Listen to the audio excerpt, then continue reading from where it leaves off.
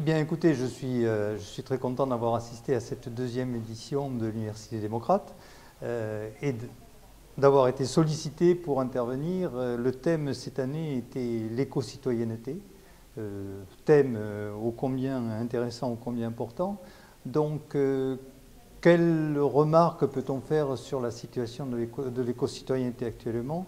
Eh bien, même si cette démarche progresse, il est évident que tout citoyen qui se veut adepte de l'écologie et plus largement du développement durable doit le faire en toute connaissance de cause.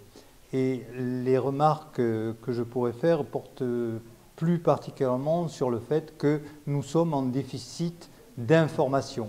Et quand je dis en déficit d'information, ce n'est pas un déficit quantitatif, parce que nous sommes abreuvés d'informations par les divers médias, mais surtout en déficit d'informations de qualité et d'informations validées et actualisées, ce qui n'est pas le cas actuellement.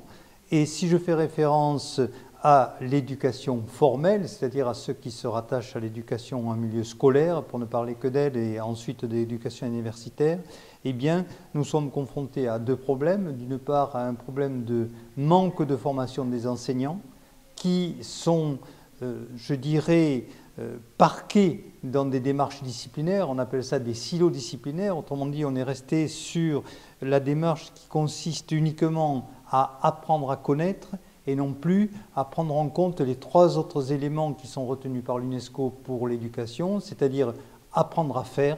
Il est important d'appliquer ces connaissances à développer des compétences. Ensuite, apprendre à être, se connaître soi-même et voir comment on réagit dans une société. Et après, apprendre à se conduire en société, c'est-à-dire apprendre à exister, apprendre à participer à des démarches, à développer des démarches de consensus, etc. Bon, ça c'est le premier problème.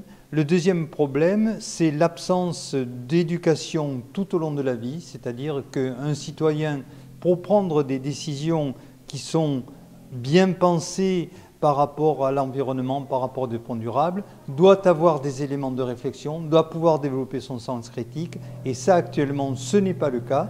Et dans la mesure où il n'y a pas les informations auxquelles je faisais allusion précédemment, c'est-à-dire des informations actualisées, validées, argumentées, qui font l'objet de débats, eh bien le citoyen est en manque, est en carence d'éléments pour prendre des décisions. Voilà un peu les deux aspects sur lesquels j'ai fait porter mes débats, enfin mes interventions plutôt, et je pense qu'on est dans une démarche inscrite dans la durée, et que, ma foi, les pistes et les démarches sont intéressantes, mais qu'il y a encore un certain travail à faire, pour ne pas dire un travail certain.